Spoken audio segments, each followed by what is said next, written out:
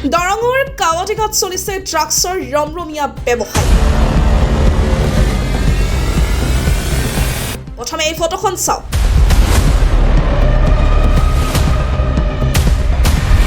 এইজন হৈছে মাৰাত্মক ড্ৰাগছ ব্যৱসায়ৰ অন্যতম মাষ্টাৰ মাইণ্ড ৰেজাক আলী। ৰেজাক আলীৰ উপৰিও দৰং জিলাত আছে আৰু বহু কেইগৰাকীও ড্ৰাগছৰ মাষ্টাৰ মাইণ্ড। যুৱ প্ৰজন্মৰ ভৱিষ্যত যেন দিনক দিনে অন্ধকাৰ হৈ গৈ আছে। ইয়াৰ উপৰি দৰং আৰু ওদালগুৰিত দিনক দিনে বৃদ্ধি পাই আছে চোৰৰ সংখ্যা। কিন্তু চুৰি কৰা প্ৰায় সংখ্যৰ লোকেই ড্ৰাগছ আসক্ত ব্যক্তি। এছডিএমচিৰ সাধাৰণ সম্পাদক জিয়াউল হকৰ নেতৃত্বত দৰঙৰ বৰবাগানত নিজন ড্ৰাগছ আসক্ত যুৱক ধৰিবলৈ সক্ষম হয়। যুৱক তিনিজনৰ পৰা 6টাকৈ ড্ৰাগছ ভৰ্তি কণ্টেইনাৰ পায়। যুৱক তিনিজনে জনায় যে তেওঁলোকে কাৱাডেঙাৰ এই ৰেজাক আলী ঘৰৰ পৰা ক্ৰয় কৰিছিল এই ড্ৰাগছসমূহ। লগে লগে ঠোলা থানাৰ অন্তৰ্গত পাণবাৰী আউটপোষ্টত গতাই দিয়ে যুৱক তিনিজনক। পৰৱৰ্তী সময়ত দৰং জিলা প্ৰশাসনে কি ব্যৱস্থা কৰে সেয়া সময়ত হ'ব লক্ষণীয়। এই সন্দৰ্ভত নেমছু সাধাৰণ সম্পাদক জিয়াউল হক কি ক'লে চাওঁ হওক আৰু লগতে জানোৱা হওক ড্ৰাগছৰ মাষ্টাৰ মাইণ্ড নামসমূহ। আমি দৰং পুলিচক ধন্যবাদ দিছোঁ। তেওঁলোকে গোপন সূত্ৰৰ পমখেদি আহি ইয়াত 3জন ড্ৰাগছ আসক্ত ল'ৰাক ইতিমধ্যে তেখেতসকলে কৰায়ত্ব কৰিছে আৰু আমাৰ সন্মুখত তেখেতক সাক্ষী ৰাখি তেখেতসকলে চিজ কৰিছে। ইতিমধ্যে 6টা কণ্টেইনাৰ পোৱা গৈছে।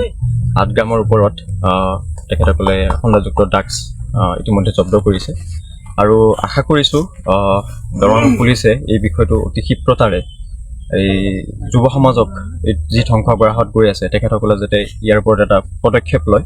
কিয়নো দেখিছে যুৱ সমাজ যেনেধৰণে আজিকালি ড্ৰাগছত আসক্ত হৈছে, এই ড্ৰাগছ আসক্ত যুৱ সমাজৰ পৰা বিভিন্ন ধৰণৰ বিশৃংখল এটা পৰিৱেশ হোৱা যায়। যুৱ সমাজে যি উশৃংখল বুলি কোৱা যায়, উশৃংখলতাৰ বৰোবৰ ঘটিছে। গতিকে আমি দৰং পুলিচক অনুৰোধ কৰিম যে অতি ক্ষীপ্ৰতাৰে যিকেইজন পেডলাৰ আছে ইতিমধ্যে তেখেতসকলে পুলিচৰ আগত ষ্টেটমেণ্ট দিছে।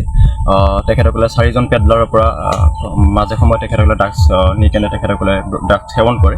সেইকেইজন হৈছিলে কাৱাডাঙাৰ নিবাসী ৰেজাক আলী, তাৰপিছত তেখেতৰ ঘৰ কাৱাডাঙা, আৰু এগৰাকী আছে তেখেতৰ নাম হ'ল ফকিৰ আলী, তেখেতৰ ঘৰ কাৱাডাঙা, আৰু এগৰাকী আছে আপোনাৰ মুবাৰক আলী, তেখেতৰ হ'ল ভেৰভেৰি বিল, আৰু এগৰাকী আছে আপোনাৰ অভয় পুখুৰীৰ বাসিন্দা তেখেতৰ নামো মুবাৰক আলীয়ে, তেতেলী চক বুলি কয়। এই 4জন ব্যক্তিৰ পৰা তেখেতসকলে মাজে মাজে ড্ৰাগছ তেখেতসকলে নিয়ে আৰু আজি আৰক্ষীয়ে যি গোপন সূত্ৰৰ পম খেদি কেনে তেখেতসকলে যি অতৰ্কিতে যিটো অভিযান চলাইছে, অভিযানত তেখেতসকলে 6টা কণ্টেইনাৰ ধৰে আৰু অনুৰোধ কৰিছোঁ যে আৰক্ষী প্ৰশাসনে এই ল'ৰাকেইজনৰ সৈতেও লগত যি বিহিত ব্যৱস্থা গ্ৰহণ কৰক তাৰ সমান্তৰালকৈ এই পেডলাৰ যিগৰাকী 4জন পেডলাৰ আছে, এই পেডলাৰকেইটাক অতি কঠোৰভাৱে তেখেতসকলে নিজাববীয়াকৈ তেখেতসকলে গোচৰ ৰুজু কৰি এওঁলোকৰ ষ্টেটমেণ্টৰ ওপৰত গোচৰ ৰুজু কৰি তেখেতসকলে আইনৰ আঁতৰলৈ আনিব লাগে। নহ'লে আমাৰ এই যি বৃহত্তৰ কলাই অঞ্চলৰ যি যুৱ প্ৰজন্ম আছে ইতিমধ্যে ধ্বংস কৰা হ'ল।